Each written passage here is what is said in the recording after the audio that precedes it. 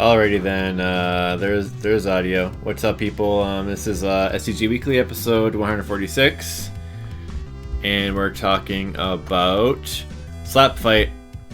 Originally an arcade game from Toaplan, and then later would get Mega Drive port, and some other ports on some various systems, although haven't listed them here, but some of those were the Amstrad CPC, the Commodore 64, and the ZX Spectrum.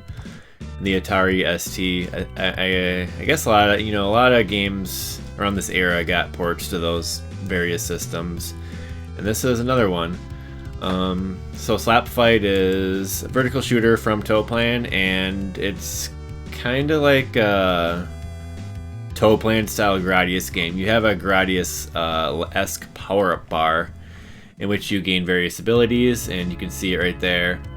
And on this episode, ggmaximo is joining me as well to co-host, and he's also the player and the guest. He's doing all three roles on this episode. So yeah, sup Maximo, you and me can talk about some Slap Fight.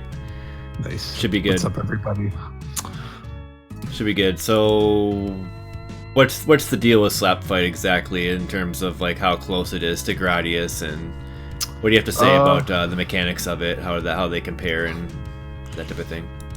I guess, in my point of view, it's like they probably saw, because like the only shoot 'em up they had done before this under Toaplan was Tiger Heli, which it's kind of a more traditional shoot 'em up where it's just you got the helicopter, a lot of stuff that just is shown in like other games such as Hisosame, same. But for this game, like my guess is that they took more of the aspects of Gradius and then decided, let's try to make like a vertical STG with all ground type enemies, which I feel like is a deliberate design decision, and then just base the game around that, especially with how you have different power-ups coming into play and how there's certain sections where it's better to use certain types of power-ups like homing missile for the first half of the game just to make things easier. And so in a sense, like it becomes a pretty decent game to memorize as well as like marathon if you really want to. Okay. And we will be starting looking at the arcade version, then later the Mega Drive version. That's pretty cool. Yeah, I played the game a little bit myself, and it's pretty fun, like, right off the bat, I think. Like, you get your power-ups and you whatnot, and it is actually pretty sweet. So, what got you to deciding to, like, do a one-credit clear and stuff for the game as well? Or what got you interested?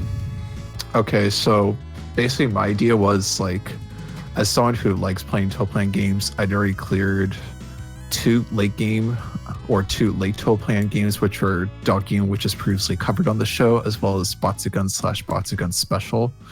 And I also cleared Flying Shark and got some progress into Kyoku Tiger at the time. So I hadn't explored any of their early library, and I was thinking like it would be kind of nice just to round it out by trying something like maybe Slap Fight, just seeing how that went, I guess. And I spent a few hours and basically got the clear after 4 or 5 hours and didn't really pick it up again till like playing a little bit before this episode. Almost got it 2 on the arcade version, but the last checkpoint is just almost impossible to recover from unless you have like auto fire. I see. So we're looking at a little bit of a more laid back in terms of the difficulty type of game for an older style game, which is kind of unique. Yeah, a lot of the other games are ball busters for the most part.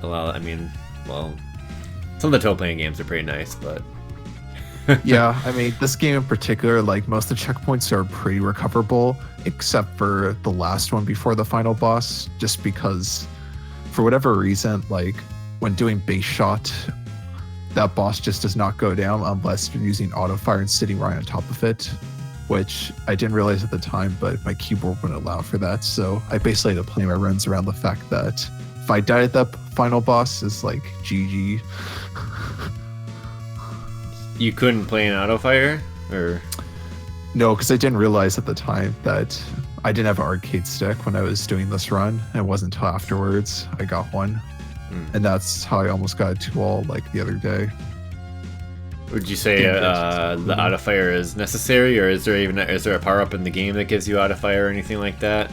I would, yeah, the laser weapon. If you hold it down, that'll just like go on its own across the width of the screen, and you can also do a tap on the laser to have it go a short distance and just kind of stop prematurely. And for homing missile, you can hold it down and it'll just fire off homing missiles every once in a while. That's also affected by how many wing power-ups you have. Okay. And I'll get a little more into that as we get into the run. Okay, sweet. And then I just want to mention also, we're going to be talking about an arrange version that's on the Mega Drive version of the game. You want to talk a little bit about that? Yeah, so the range version is known as Special Mode on Slapfight Mega Drive, which was very late Toaplan Mega Drive port, Japan only. It was handled by Tengen, who also ported V5 at the time. And basically this Mega Drive version, not only does it have new arranged music by Yuzo Koshiro, but it also has altered level layouts, some addition of like new enemies and some actual new boss enemies as well. And let me think, it's around like, it's a little shorter than maybe the arcade game, or like around the same length. And that version is actually pretty easy to like get a 1-all, I would say, at least, just because you also have this awesome mechanic that you can convert your wing power-ups into smart bombs, which when activated will not only damage the enemies in front of you, but can also clear out any bullets that are close to it. But you can still get killed by a straight bullet if it like grazes against your ship and isn't like thrown out of the way by the smart bomb impact. Yeah, and then you were telling me before we went live that like the Mega Drive vanilla version is pretty much very close to the arcade. Yeah, I would say it's actually like pretty close to the original arcade version, besides the fact that you can alter like the music between like the original, which I'm guessing is using an approximation of like the PSG chip that's used in the arcade board, as well as an arrange soundtrack that takes advantage of the Mega Drive sound capabilities. And also, I think the Mega Drive port has like an announcer that announces like when you get a power up, like speed up, wing, homing missile. Oh, fun. Go voice for that.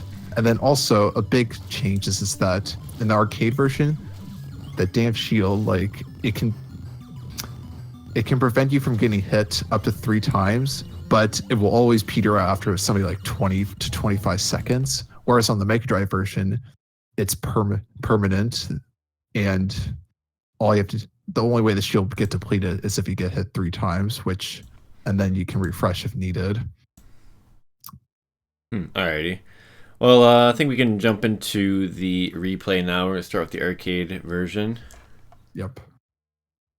And of note is that I noticed that the audio is in one channel on this video. Yeah, it is. So just a note to the viewers that the audio will be coming out of one of your speakers or one of your headphones. Okay. Yeah. It's okay. It's really only annoying if you're listening on headphones. I mean, yeah. All right. That's fine. So we're going to get into that now. We'll be talking about the mechanics and stuff like that, sorting that out as we go into the replay. So I shall do the countdown now. 0, 3, 2, 1, go.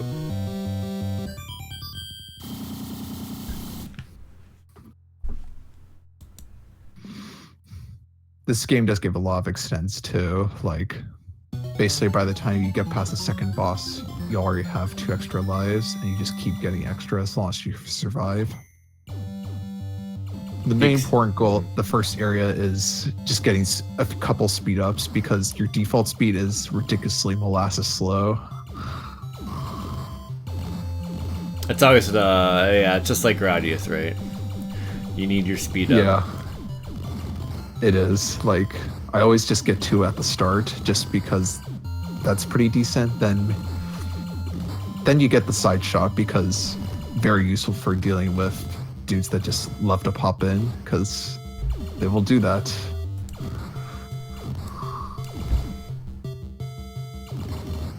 Could you compare it to like, well, I mean, Raiden wasn't out for a while, but I mean, I guess are there some like cheap stuff, like stuff where the enemies come from the side or back or anything like that? I mean, I do see some enemies here. And then, I mean, the wiki also compared it to Xevious, and I can kind of see the similarity now with like these targets that are moving slowly around and stuff. But it's not like you have a reticle or anything. No, it's just one shot that just it hits only the ground enemies, because there are no flying and type enemies in this game.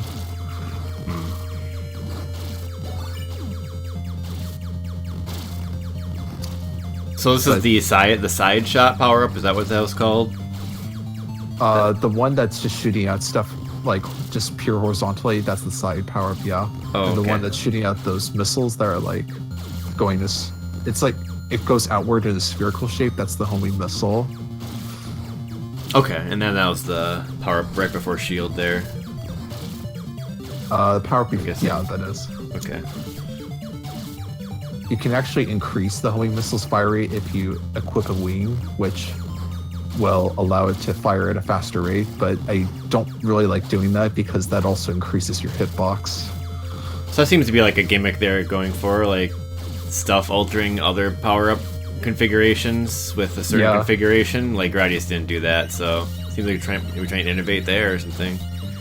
Yeah, definitely. Just trying to make it look more distinct than what Gradius had at the time, because like even the bombs get altered depending on how many wings you pick up. Yeah, that's pretty neat. Because the way it works is that the first wing pickup you'll power up was just like add to your main body of your ship, and then it'll just add like side pods. Feels more like you're actually upgrading your ship and not just like getting these kind of like arbitrary power, like almost like arbitrary power-ups in Gradius. I don't know if that's the right word, but I like how it all kind of connects to each other. That it kind of makes it feel like you're building you're really customizing it or something. Yeah, it's like you see a physical and tangible change within your ship. Yeah, that is always cool in the. So yeah, you add the wings and you literally see the wings add on. So that is right. That's pretty sweet. Yes, it is. It's pretty colorful too. Yeah, although this board is actually like, by the time it came out, this is like really budget hardware. Hamster tubes. Budget hardware, okay, yeah. Yeah, because this soundtrack is done by Yuge, but it's entirely PSG, because like it's something that Toaplan always struggled with, where their manufacturer, or I guess the people who bought the hardware, they were just always like, you guys need to do it on like a lower budget.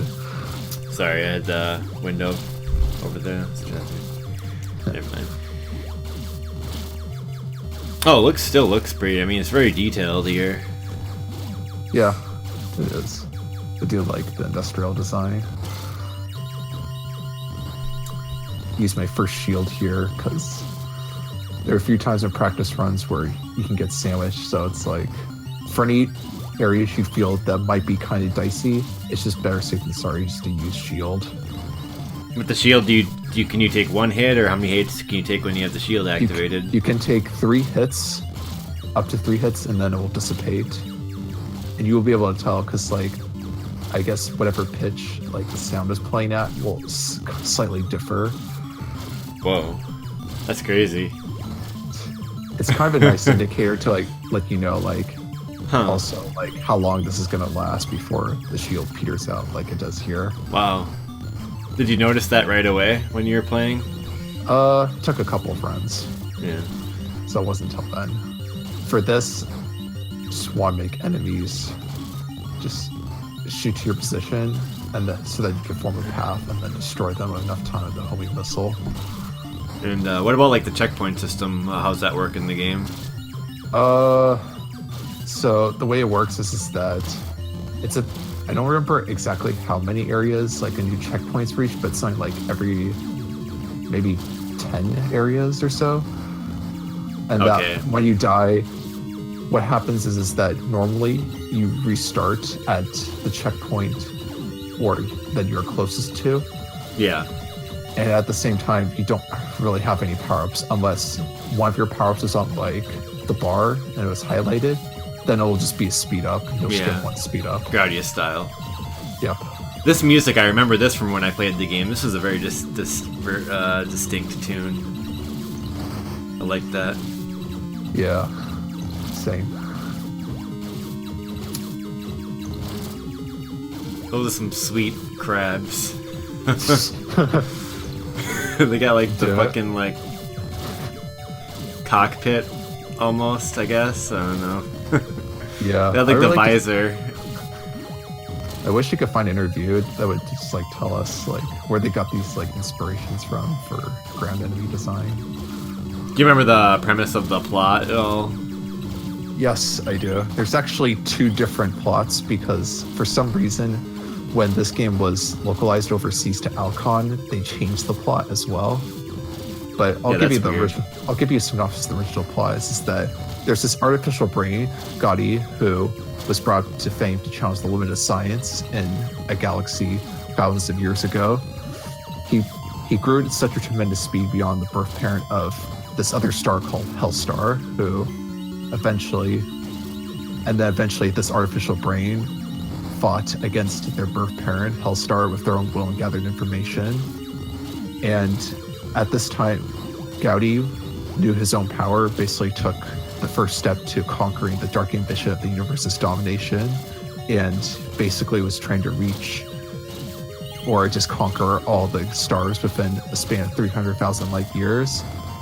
However, from the control of Gotti, countermeasures were prepared for the Earth, who'd already caught a dangerous signal from a few of the Hellstar family who had barely escaped. And to combat this artificial brain, they created this super light fighter called Leopardo. And now, in order to protect the peace of the universe, one warrior got into this absolute final weapon headed for that star, or Gotti star or whatever, to battle it. Okay, that's sounding super Xevious-like right now. Definitely. Very sci-fi. It's like, oh, it's like 3,000 or something. Whenever you have that much time in the timeline, it's like, that was a red flag right there, because Xevious did the same fucking thing. Yeah, that's true. That's and funny. The weird thing is that then in like the localized version, they just say it takes place in the year 2059 in another galaxy, and then mankind is colonized an alien planet called Theon after evacuating a previously colonized planet Aurak. 5 years ago, the colony at Aurak was attacked by alien invaders, and the war was so intense the colonists were forced to leave. However, Theon is now under attack by the same alien fleet, but the humans are ready. The player assumes the role of a Allied League of Cosmic Nations Alcon fighter pilot, the SW-475 Alcon? Yep. The name of the fucking publisher or whatever, or the distributor? Or what is Alcon again? I thought that was the name of a group. Anyway, that's kind of interesting. Yeah. So it's getting really busy right now in the game. Yes, this is the point where I switched to laser just because it's very convenient for dealing with those like shielded turrets. The only drawback of the laser though is that you see those enemies I'm firing at right now are actually resistant to it, so you basically can only kill them if you hold the laser down all the way. Wow. Now you got this boss. Wow. He goes down quickly, but if you have regular shot, it takes quite a while for him to go down. That was stupid. That was a stupid amount of bullets there. Like, you only had one path to escape. Yes. Like. Yeah. It's the only way, man. Now I switch back to homing missile because you just need it for this last section. Well, these guys aren't too hard, but it's like after this is when the homing missile definitely comes in handy for just crafting a path.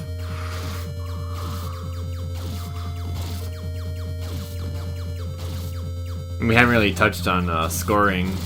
People are mentioning that there's these trees you're shooting. Oh, yes. Grow. So the way it works with those trees is that when you shoot grass sprouts on the stage, if you keep, like, I guess, hitting them with the laser, they just sprout and they grow into these things called laser flowers. I don't remember how much score you get out of them, but it's a pretty decent amount that if you know the game well enough, then you should definitely try to go for it, at least temporarily. And there's some other stuff you can do too, like, I don't know if you saw earlier, but like with the homing missile, it can hit certain, like, I guess, background objects that normally you wouldn't be able to hit with something like a shot. That gives you additional points. Dang. There's like additional little things that pop out that can only be hit with homing missile. There's special trees that can only be hit with like the bomb power up. Dang, it looks, yeah, sounds like they really went out of their way to try to make it like more reason for the variety of the power ups compared to Gradius. That's pretty sweet. Yeah, definitely. Like, there's a lot of interesting scoring tricks. And yeah, so this run, like, I wasted a few lives just trying to get out that intro stage. You're slow recovery. Oh, you're so slow. Dude, it's so bad. Like, you just freaking molasses, and these guys just like pew pew pew. That's like Tiger Heli slow. Tiger Heli. Okay, now you're fast, and now you're dead. No, it's like another 2 lives after this I recover. I don't remember. I like the stage variety too. It's like pretty frat. Like I'm liking these different colors and little backdrops. Yeah, you had a mechanical stage, like a city mechanical stage. Now you're like got these like kind of like courtyard dunes areas or something. It's like a ruins area, I feel like. Yeah, I guess. Yeah, it's looking kind of like that. I like it. I'm dead again. Alright, so this seems like a tough spot. Yeah, normally what most players I see do is that you just got to get past this opening part, because afterwards it gets a little easier for a while to recover.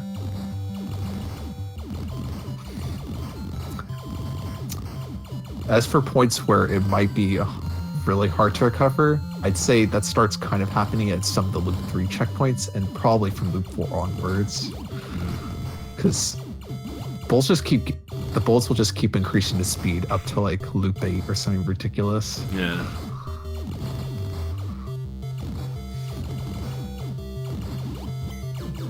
And the stars, yeah, those are for your power-up bar, so okay. Yep. Definitely.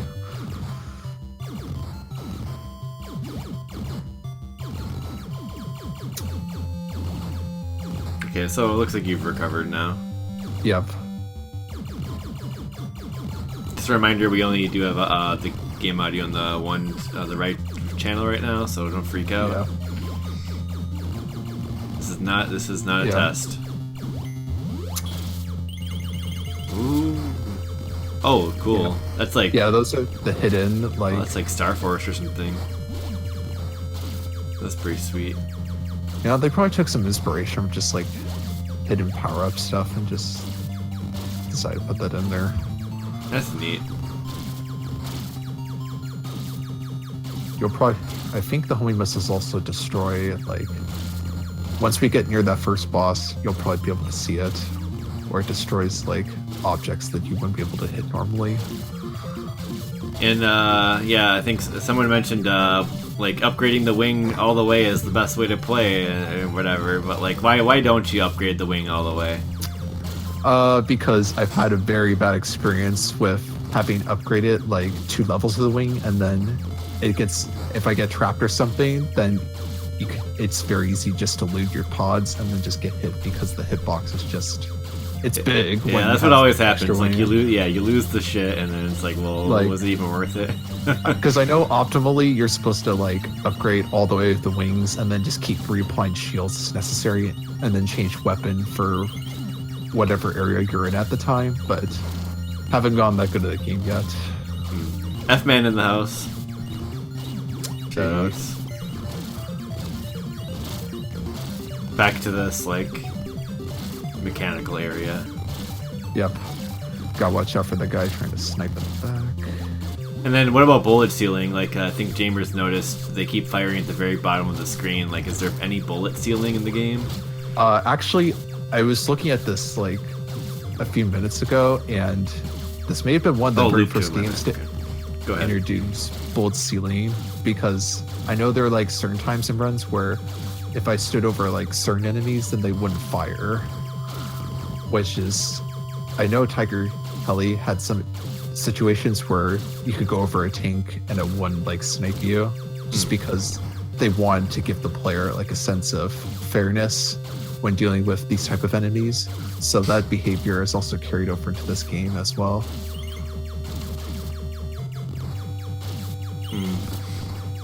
Yeah, I couldn't even tell that the loop ended there. Besides, I noticed that the stage repeated, but yeah. It's only 100 areas or so. Pretty quick.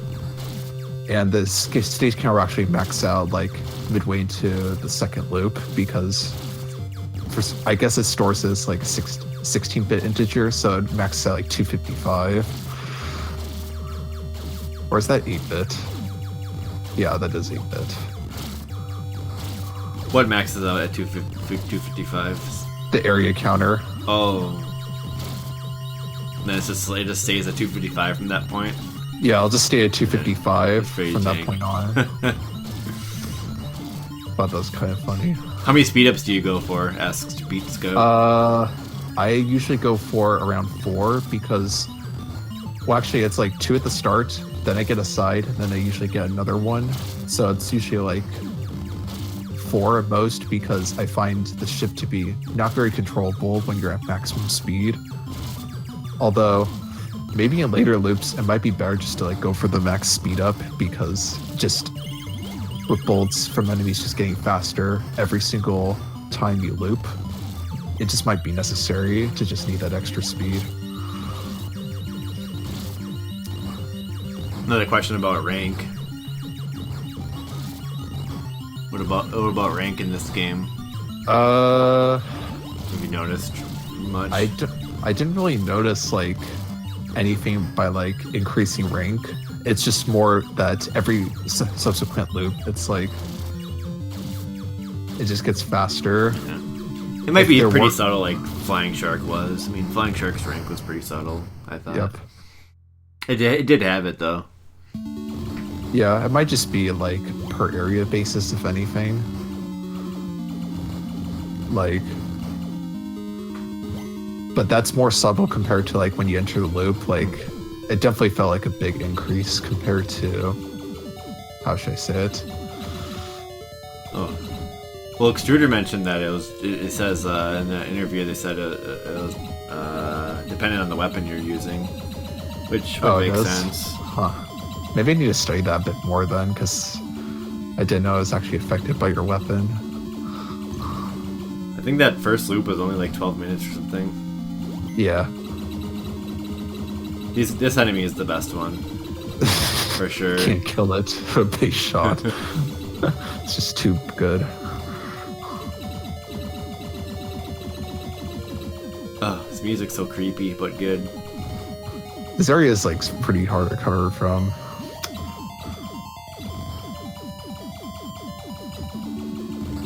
Need to play this like outside of my window at Halloween just to, like, get everyone, like, spooked. Should just give someone bad memories of playing this. It's like, is that slap fight I hear? Oh my god, it's haunting my hearing. Am I actually hearing that? Why do you think it's called slap fight? As far as I could tell when I was looking at the plot, it just said something about, like, the battle. Oh, those dodges! Okay. Too many at the end. Sorry, say again. The dodges got too intense there. The only thing I saw, like, why it was called slap by is just because looking at the plot, it said something about, like, now the battle, slap by, has started. Are they really referencing, like, people slapping each other? Like, was that like a Japanese like kind of lost in translation thing? I don't know. Like maybe That's like a I mean, because slap fight is like it's like a back and forth battle is kind of like the implication. I guess. I think like, maybe that would make sense considering the sci-fi element. Just I really wanted to try to get the FMV of in Final Fantasy VII where Tifa and Elena are having the slap fight, and I wanted to have that like as the intro, but time constraints. Damn. Next time. Maybe I can pull it up in the meantime here. But anyway, we're wrapping up this credit here. Well, spoilers. Yeah. But yeah. No, it's like I think I screwed up here getting the laser because I accidentally picked up something else. But yeah, the slap fight is certainly an interesting title. It is. Yep. Accidentally picked up the other one. Now I can't kill these two. Stupid. Just get cornered. Then now super slow. So did you end up coming up with like a loose route for what power-ups you should use for certain parts then? Yeah, I did. Like, just based on a little bit of my own research and then just like watching a couple people playing it. Cool. Although I did get one tip that was like weird because like someone was like, dude, just use shot for the final boss, and I could never pull it off because not using auto fire just takes way too many hits. Alright, GG. Thank you. To all coming soon, hopefully.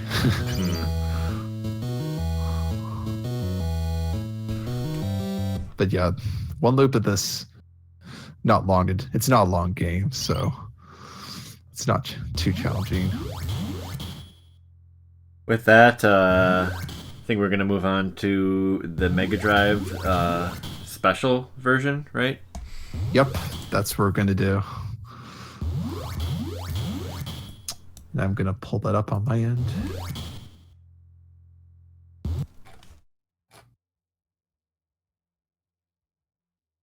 It's got a good, the whole game, like, all the sounds kind of go well together. I like how it sounds in general. Definitely. Alright.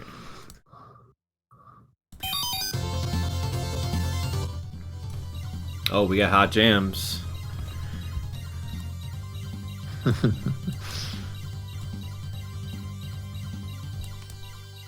So yeah, let's give us a rundown on the special version again. We talked about a little bit in the intro, but what are we going to be expecting here? Okay, so what we're going to be expecting here is, or we could just go into it because it's 43 minutes long. So yeah, let's just go into it. Actually, yeah. Basically, this is a late Mega Drive era Toaplan port that was done in 1983 by Tengen, who also did the V5/Grindstormer port at the time, or actually just did publishing rights. But basically, the main difference is that they got Yuzo Koshiro to do the soundtrack for this special mode. Nice.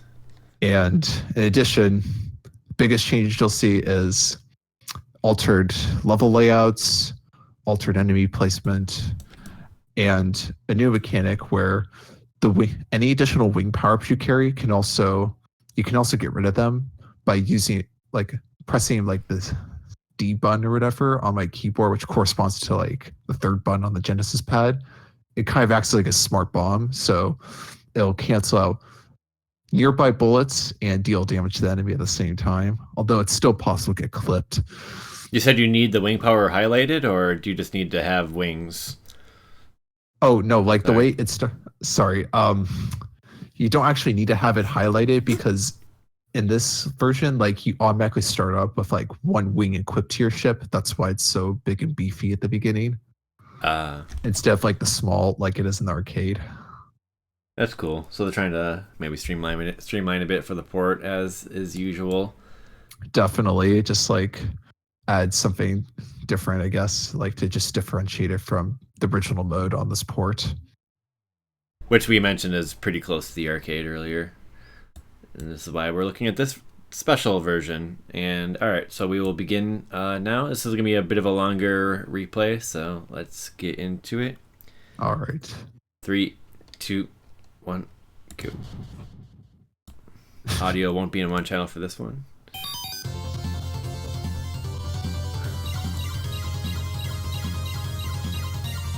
This is played in an emulator. Starts with the soft reset HUD. Yep. Kega Fusion. The world.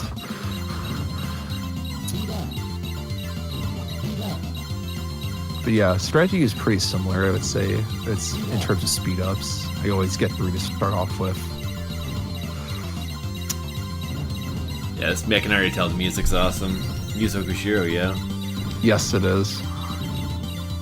He did all the music for this arrange mode. Oh, that is badass. Actually, that's a pretty good reason to try it out, I'd say. Yeah, a lot of people I've seen a lot of people commenting being like, "This is what Gradius would sound like if it were on the Mega Drive." Oh wow. You know, I've heard a lot of people say over the years that Gradius should have definitely gone like one of the Gradius games should have gone like a Mega Drive port. Dude, and it sounds happened. like Gradius 3. Like that bass line that's like doody doody doody doody doody doody doody doody. That's like so Gradius 3. Dude, or Gradius 2. It's classic Konami. But Yuzo Koshiro's like, I can do that too. Yeah, this is back in the day where everything he could pump out was just like amazing. Still is pretty amazing.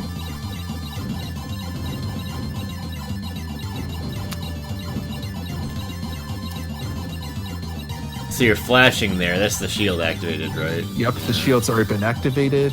Now I've got another wing power up, which adds the side pods.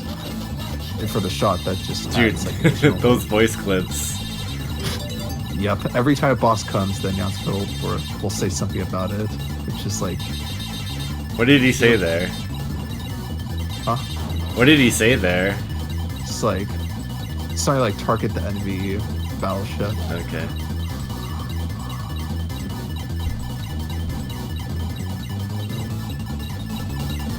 Yeah, first boss, not that bad.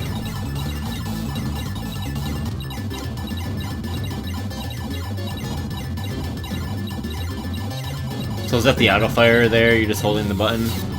Yes, this port natively, I forget what the exact firing rate is, but something like 12 or 15 hertz. So it's a pretty constant rate of fire you can get.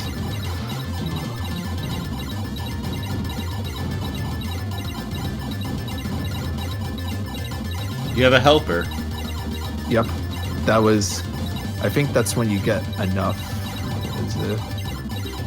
When you get enough power-ups or something, then a helper can appear on screen, and then he'll just travel around shooting additional enemies until he gets shot down.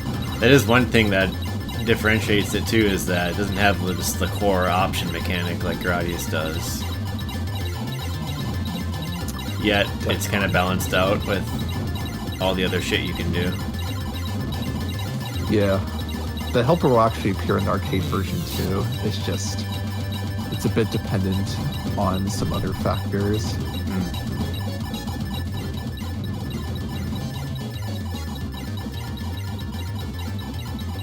Yes, the big beefy wing is the best. Yep, all maxed out.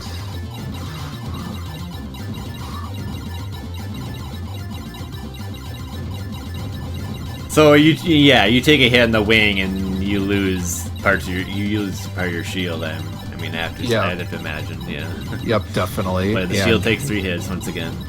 Yep, and then once that shield's dissipated, if one of the side pods takes a hit, then the side pod gets destroyed. Like on both sides. Ah, I see. So a lot of times I may just bomb just so that if I know that I'm going to get another wing soon enough, that I don't have to waste time like seeing it get destroyed, and instead destroy it prematurely and then soon enough just get it back again.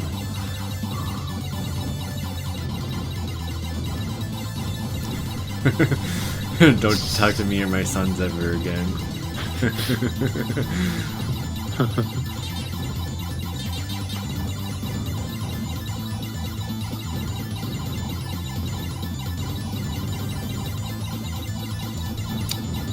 Does the port have like difficulty modes? Yeah, I believe it does. Like, I think it's just easy, normal, and hard, if I recall. And then normal, like, based on what I can find, like, when it comes to bullet speed, like, normal is supposed to be like a third of the speed of the arcade version. Really? Yeah. Oh, and wow. then I think another, like, Shmups forum poster noted that if you get to, like, loop 9 or something on either of these modes on the Mega Drive port, then the speed of the bullets goes back to, like, loop 1 difficulty. Weird. Yeah. Like resets. Yeah, it was weird. Like, I never got a chance to see that in action myself, but I saw other people's videos, and yeah, it does happen.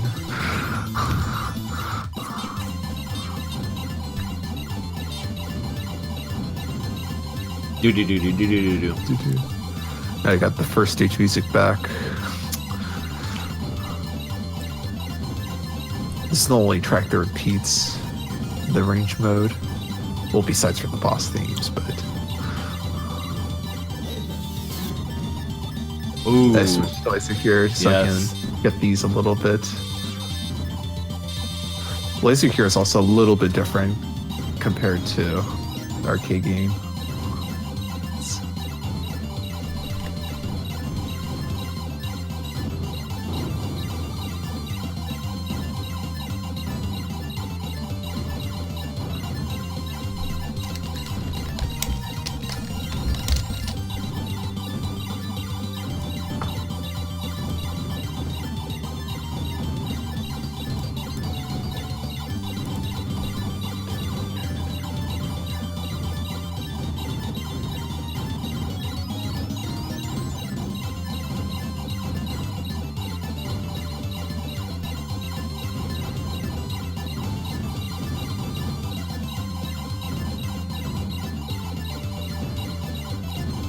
Yeah, really good tunes. It sounds... I've never heard Genesis music quite like this. Yeah, it's definitely up there when it comes to OSTs on Genesis. It's really good. Definitely. This guy was popping out like bangers like every year. Yeah.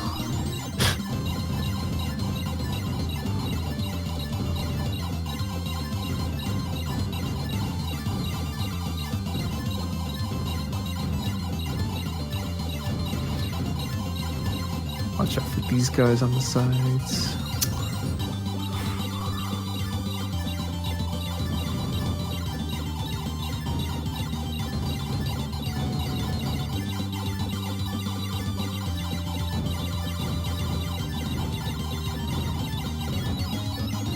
Now I got another boss coming up.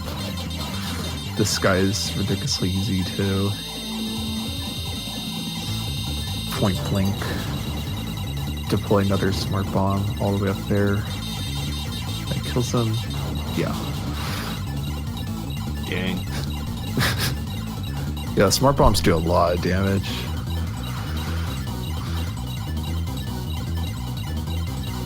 Get to admire some space scenery for another 20 seconds.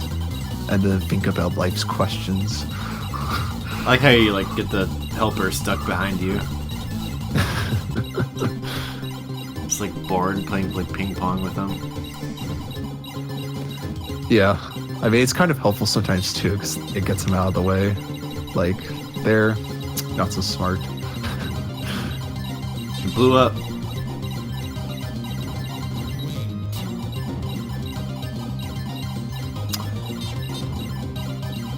Now we're approaching the later half of this loop. Just need a little bit of strats just to get past this part. Just make sure you take care of the stuff in the middle. Oh, that was nice. The strats. Oh. Dude, okay, so the way sometimes like the smart bomb will eliminate stuff and then other times like there it just doesn't. So I guess the bullet did get canceled out and just still hit my ship. Thankfully, like, this mode is really recoverable, so... When you upgrade your wing, how much invincibility do you get? What do you mean when you upgrade? You only get invincibility if you get a shield. Okay. Well, yeah, Beast Goes asking if you got invincibility during the wing upgrade sequence. Oh, yeah, you probably do. Actually, now that I think about it, like when you upgrade, you do get a few like iframes that last for like maybe a couple seconds at most.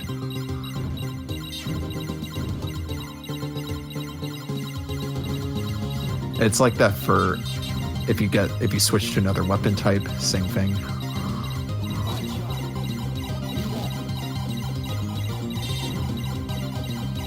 That's also why in my arcade run, like when I switch weapons sometimes, I think there's like one area where it's like you would have thought I would have gotten hit, but I didn't because I switched weapons at that point.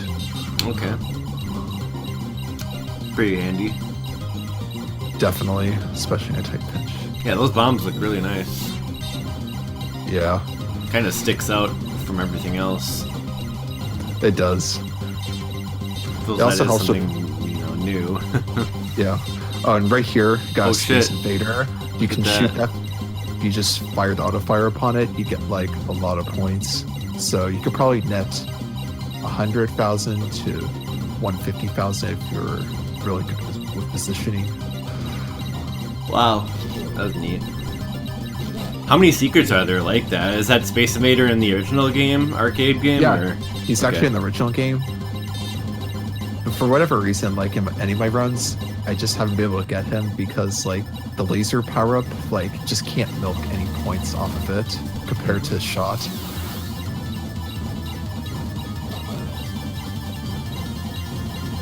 And since this is like a lower difficulty mode, like I can worry a bit more about going for score compared to like my arcade run, which is more like survival based. This boss here does take a lot of punishment.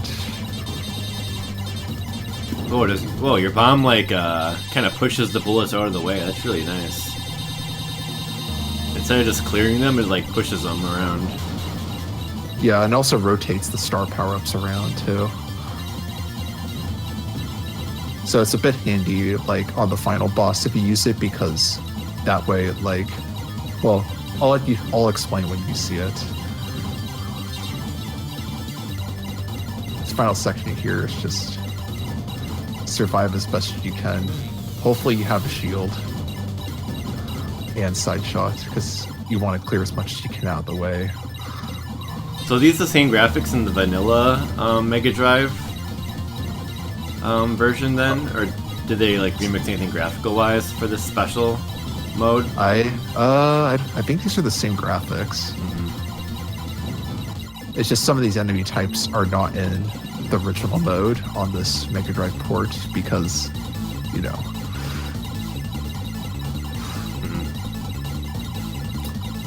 Final boss here.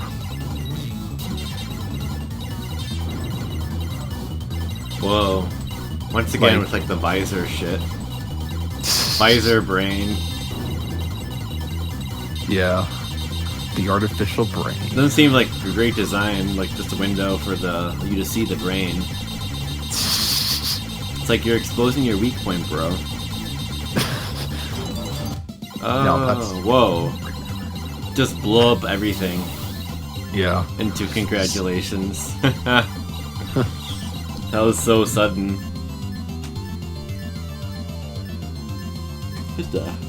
So just credits. let you know. Yep, just let you know who worked on the game. The game design by Tetsuya Nomura, I'm pretty sure that's for credits for the original version, because I think at this point, he was primarily focused on sound design.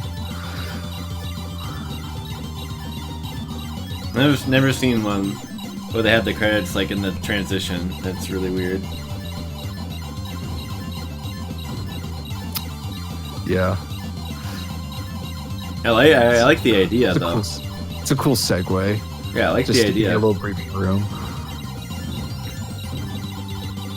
It's like, congratulations. Now try next area. Better than what they did in Tatsujino. What happened there?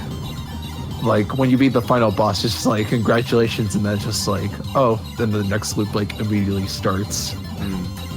So I don't know. All right, so what about that? So with the loop here, well, what's remarkable here? There's not much of a difference like on a per loop basis besides bolt speed slightly increases. What this means is that enemies fire more, recoveries will be more difficult than the previous loop, but layouts are pretty much changed, or sorry, layouts are pretty much the same. So it's mainly just the player having to compensate for the increased speed, which does make it so that the first boss actually, you do have to pay a bit of attention, which I do not hear.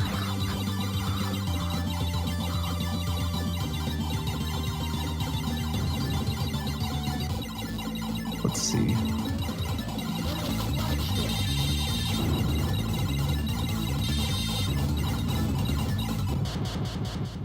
Went too far up there, got hit on the side.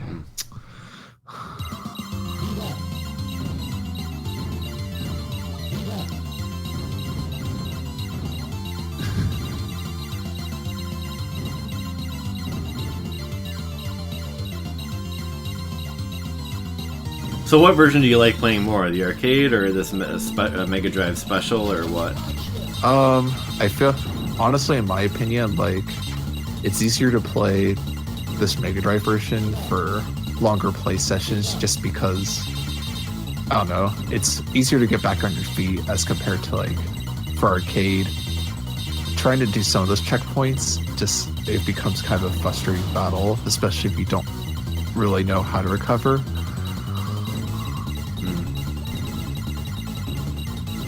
But at the same time, like, I don't know. Though I promise that since there's not that much shit changes like on a per loop basis, I kind of find myself looking for other games to marathon instead. Yeah. I gotta say, I like the look of the arcade one a lot more. Compared to this mode? Yeah. What makes you think that, like, just the overall design, or just like how distinct each area looks? Yeah, the arcade had more distinct areas where it seems like a lot of the colors of the areas are kind of blending in here. Yeah. Maybe it's just unfamiliarity. But perhaps this doesn't seem as distinct as the arcade looked.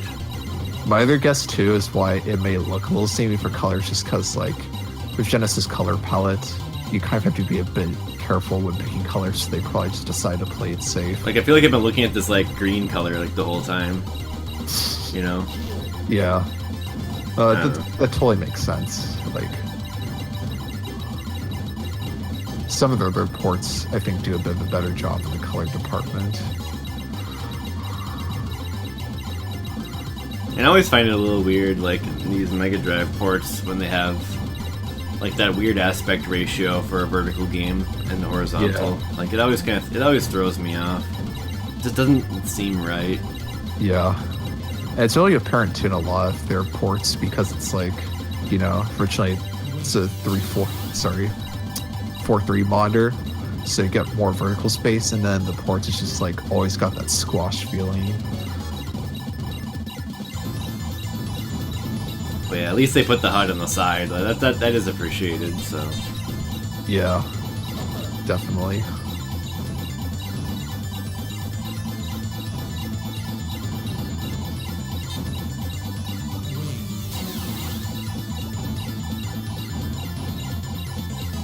When you made that comment about the green earlier, they also made me think about the Dyson Poo / Twin Hawk port. Yeah, it kind of has some of the same issues.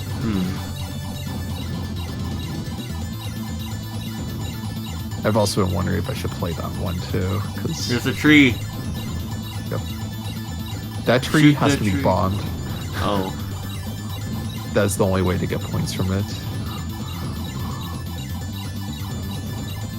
So yeah, you mentioned that there's some background scenery that can only be hit with some weapons. Yep. And like if you have the bomb weapon, that will allow you to hit like some of those trees, as well as uncover hidden trees.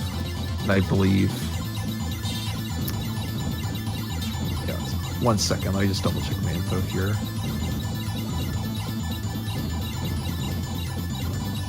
Actually, for the trees, I think it's just laser only, because for bomb, it's supposed to be like hidden grass. Yeah, that's that's kind of crazy. It's like, if you really want to score, you have to like memorize all the right weapon selections to optimize all the little parts. Yeah, definitely, because I think, what is it? Like in the arcade version, like to counter stop to like 10 million, it's even if you know like some of those techniques, such as whoever mentioned like the no shoot trick at the beginning, as well as like just finding out this hidden like objects to destroy, it still takes like 17 loops. Something ridiculous. Did you see what Fragor said here? He's saying that there's an exploit where if you don't fire for like a long time at the beginning of the game, when you die, it sends you forward. What's going on with that? So that is kind of a funny thing that happens where basically at the start of the game, you don't get any. There's a few different situations, like if you die without any power-ups. If you die at the very beginning without picking up anything, like you respawn with like, I forget if it's like 1,000 or 10,000 points, but then you also get fully powered up. However, if you actually like survive longer, like with not upgrading anything, and you keep going through like a few of the first areas, then you can actually get warped like further on in the game. Like I remember like the furthest I could get was if I did no power-ups up till the point where you can get like the homing missile in my arcade run, then it can warp you like near the second boss, and you get like something ridiculous like 240,000 points, as well as like full power-ups with homing missile. Wait, so is it intended or is it a glitch? Sounds like a glitch to me. I'm not sure if it's intended. I feel like it's more of a glitch than anything else, like a programming oversight.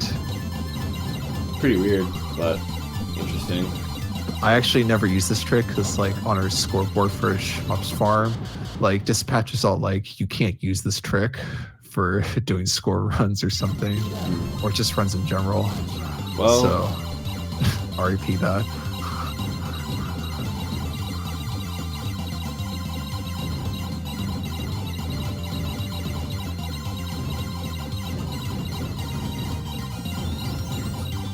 Around the world. Yep. Now I gotta recover here. Dude, more shmups have to have like the bullets get like sucked into that cyclone of the bomb. That's pretty sweet. Reminds me of Darius Gaiden when you bomb. Oh it's yeah, like everything black gets hole like sucked in. And like destroying like the specific background objects is almost like Garega like or something. Like trying to find all the background objects that you can destroy and use certain weapons and stuff. Yeah. Seemed interesting.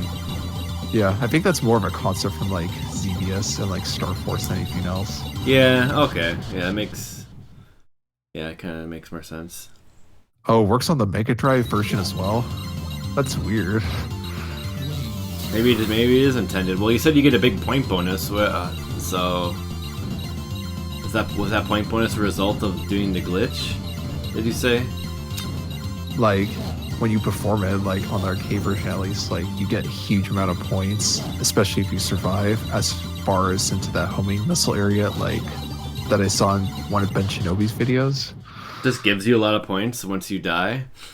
Well, not only gives you a lot of points, but you get like full power-ups, like you get homing plus 3 wing upgrades. So weird. So that's interesting. They actually kept that for the port.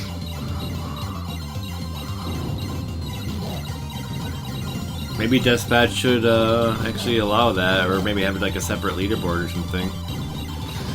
Yeah. I think that would be nice. I don't know. It's kind of hard to talk. I mean, if it's part of the game, then it's, you know. Yeah. Should be legit. I don't know. I'll ask him sometime.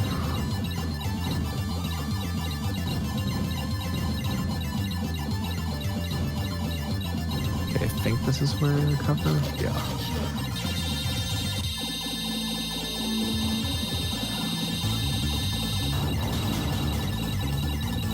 Yeah, if it works on both ports, then yeah, I mean, unless it's just a really faithful port or something, I mean, that can always be the case too. Yeah. But it seems different, pretty different though. Yeah. I don't know. But it's definitely not a glitch then. My apologies, because should have done more research in that area. Definitely kind of sounds like it. I Like mean, you do something you're not supposed to. I mean, you do something you're not really supposed to do, not fire when you start the game. I mean, yeah. but It's just when I was looking for information about it, it's just I couldn't find anything that like in interviews that just would say if it was like intended or not. Okay, that's cool. Yeah, so people try it out sometime. See how far you can get without firing, and then you'll get powered up, and you'll truly be playing slap fight at that point. Yeah, I'll also include a link to a Toaplan site that talks a little bit about some of those strategies. Once this episode is finished, just put in the description. All right. Wing. Chicken wing. Buffalo wing. There's the invader. And you're getting some points from him. You get like 100k, 200k. Yeah. Or not 100k, like you get like 20k. It's just because since I have those additional wing side modules, it's limiting the amount of auto fire. Probably because of the additional shots on screen.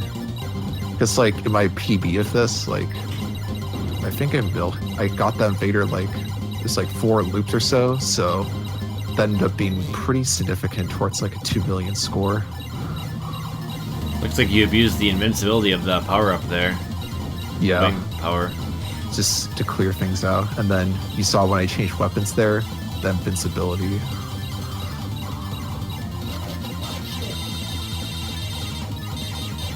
What other secrets? Well, the Space Invader and then the trees. I mean, you could count those, which we mentioned. Yep. There's also the helper period to get like a certain amount of power-ups. And those secret targets that like came out of the ground when you attacked that area. Right? In the arcade version that we saw earlier. Yeah, when like, I equip the homing missile, like there are certain areas that will be uncovered as the missile like attacks that area. Yeah. Certain grass patches that can only be revealed with the bomb item. Yeah, I guess that does remind me a lot of Xevious, because like in Xevious, it's like you're always trying to find those fucking flags, bombing everything. Yeah. Fucking flags. Yeah. Yeah, honestly, that's a game I need to try out as well, just because, You should. I don't know, it's interesting. You should, especially a Something- Xevious arrangement. So good. Yeah, CBS arrangement has amazing jams. It does.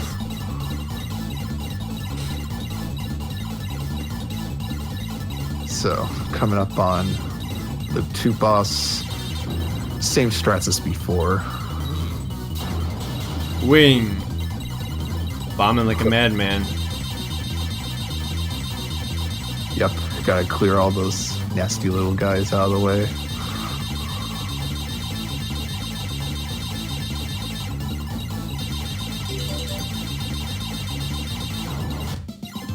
God damn, that's so abrupt how it just fucking disappears, the background.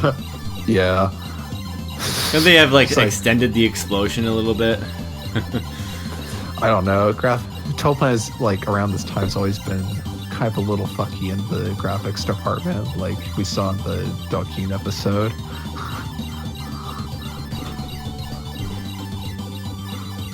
Yep, GG again. And you continue on into the third loop for quite a while here. Yeah, it's like till 370 or so.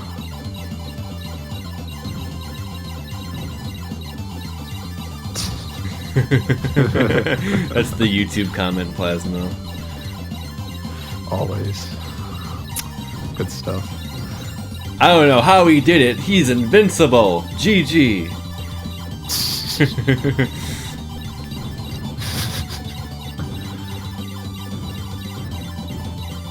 This guy's nuts. Etc. Somebody get this guy a body bag. So a third loop, yeah, gradual increase in bullet speed. Yeah, just a bit more of the same. So yeah. Primarily this game is just like this is just purely memo. Once you know the patterns, you just have to work up the knowledge of how to react to speed, and then you can marathon it forever and ever and ever.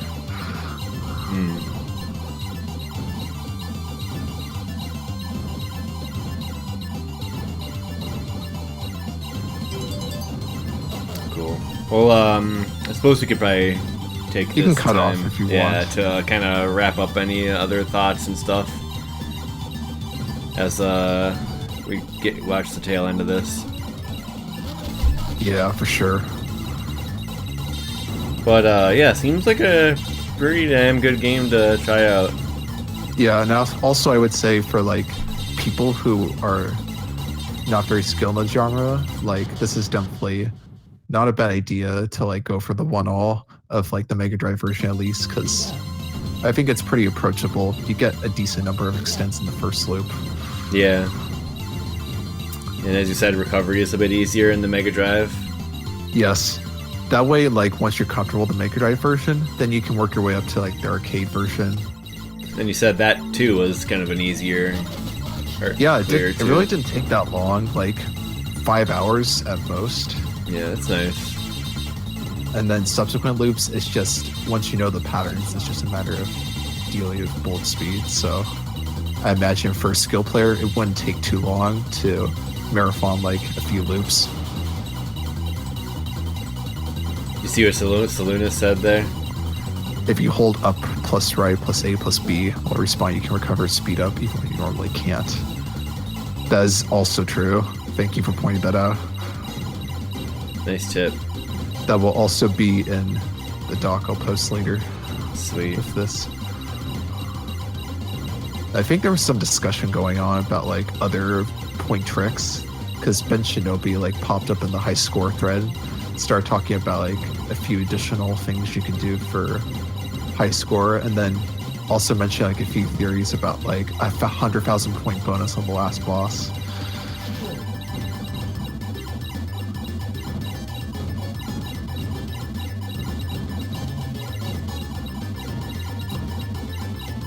What else can I mention?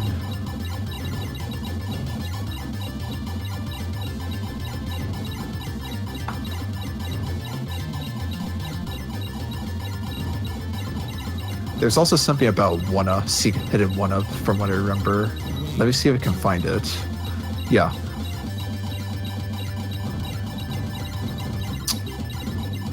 You only need to shoot at the right place of shot, but if you shoot again on the item, you'll get 3,000 points instead.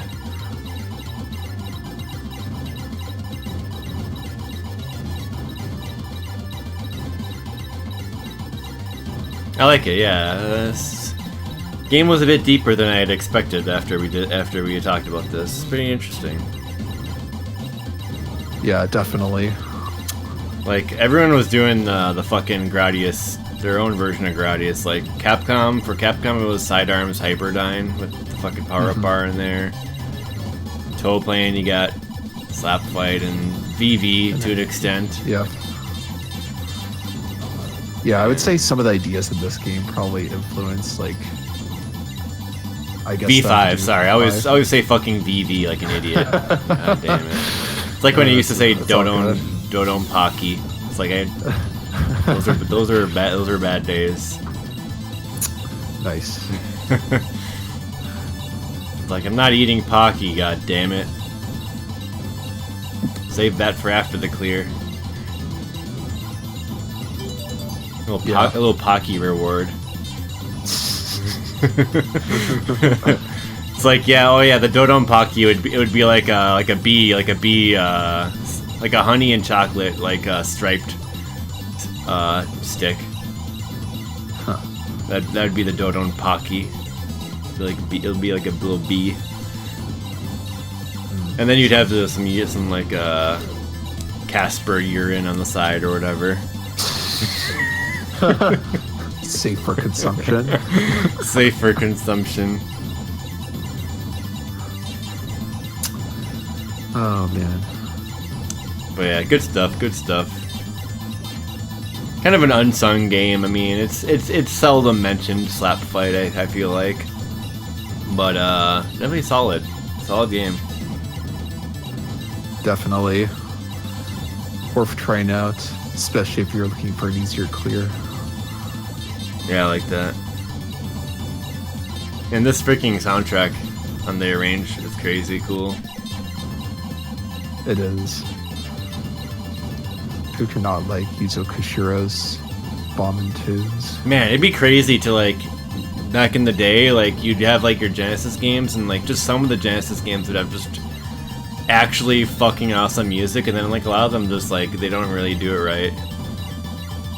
So like when you'd get like the games with the really good music, you'd be like, holy fuck, holy shit, this game's sick. Yeah, that's true. It's like the really good soundtracks on Genesis and Mega Drive do like certainly stand out. They really do. They stand out a lot. Whereas like SNES is kind of here and there because felt like a lot more of the games were using the sampling technology to get different kinds of sounds.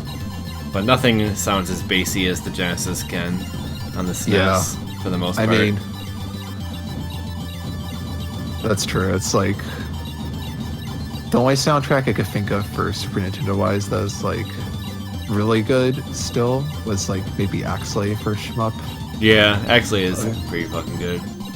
Other than that, it's like it's mostly Mega Drive ports of scale but good music. Like this sounds like this. It just sounds like arcade music. Doesn't even sound like Genesis to me. Yeah. I mean, this chip that uses the line 26112, they're pretty forward-thinking when they designed it at the time, just knowing that people are going to want a combination of FM synth and PCM sampling at the same time, so giving the composers the option to kind of mess around with that is very nice. Oh yeah, Plock did have a crazy soundtrack.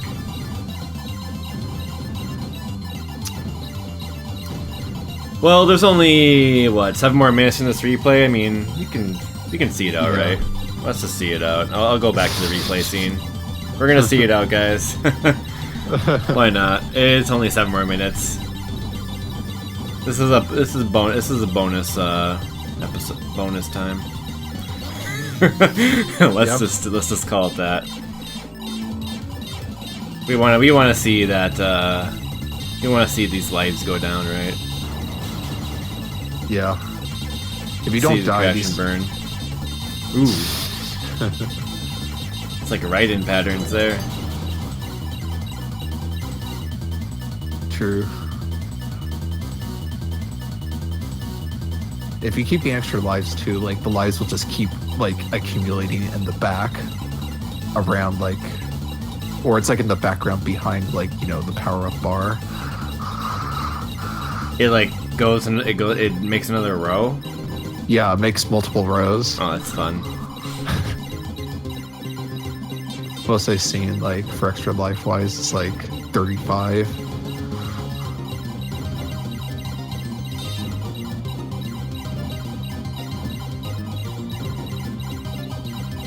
Yeah, I was commenting about that beat scout. It's pretty amazing that those bombs, how they affect the bullets.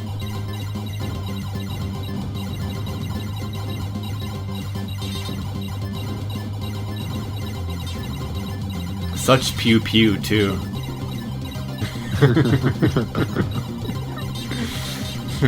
Oh, the dodges.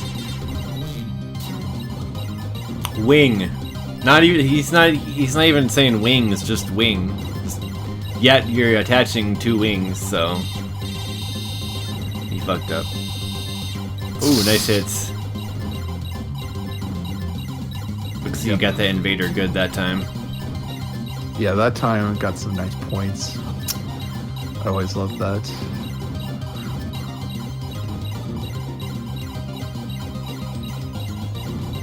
There, I took a hit of my shield.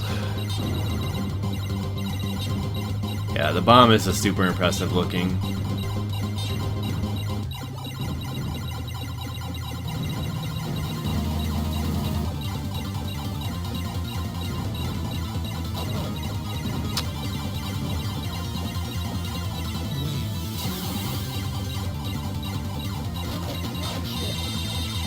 There, I was supposed to pick up a shield, but I screwed up. Man. Not gonna. Somehow a bullet slipped through there. Yeah. Looks like you got every bullet except for the one that hit you. Yeah. That's the only thing that's like kind of sketch about that smart bomb. Is like sometimes it doesn't eliminate the stuff right in front of you. Hmm.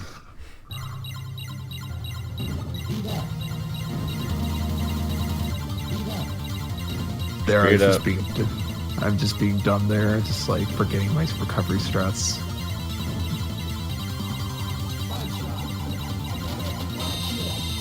Not a fun spot to recover just because the boss takes a lot of hits. This is the fall of ggmaximo. Too late on the bomb. He thought he could hide his failure in this episode, but we decided to see it through. It got me there, that's for That's sure. the problem with infinitely looping games, you never win. True. You can never say, like, I ult this. Yeah. You're no matter what you lose. It's just a matter of, like, who will get you first. Your endurance will peter out. The arcade operator kicks you out. Or Or you kill have to go screen. do something. If you have a kill screen. True. Slap fight kill screen coming up. Billy Well. Mitchell MAME screen coming up. Is this PCB? We're now in the Billy Mitchell's a fraud era of humanity.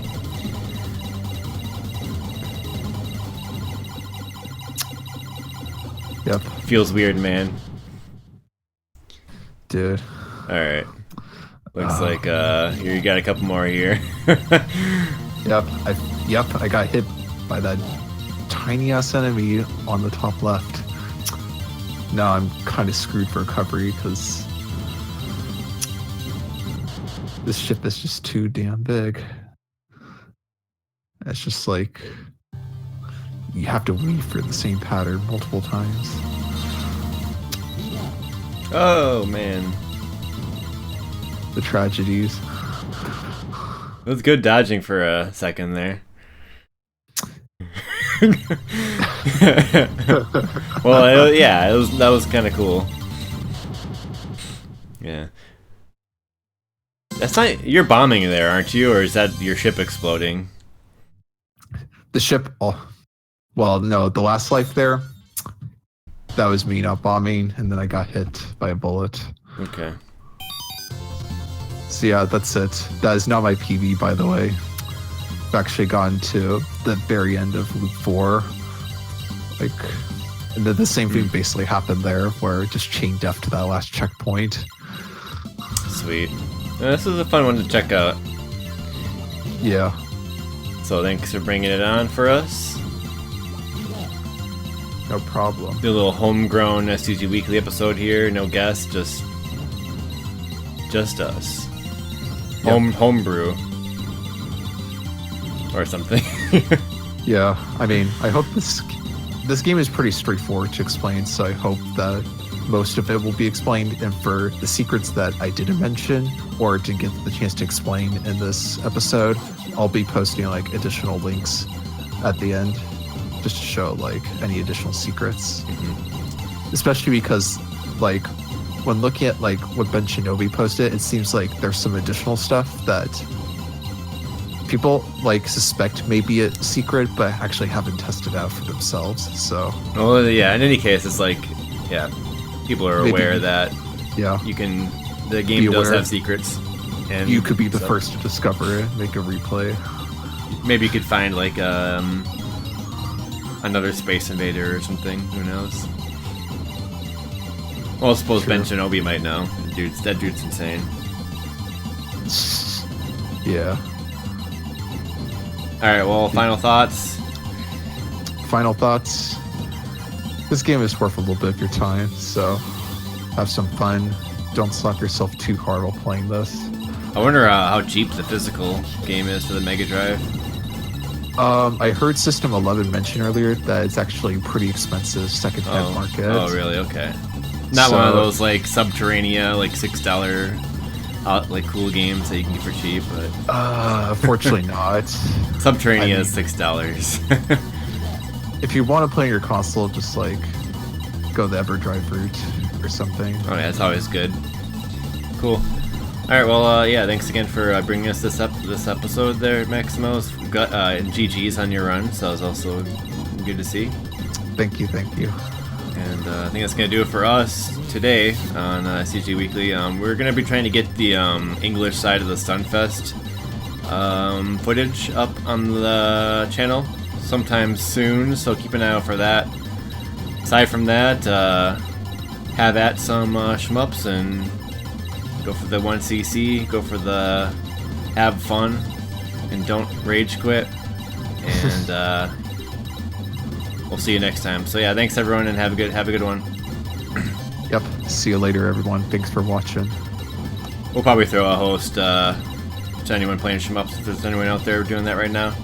So yeah, later everyone. See ya.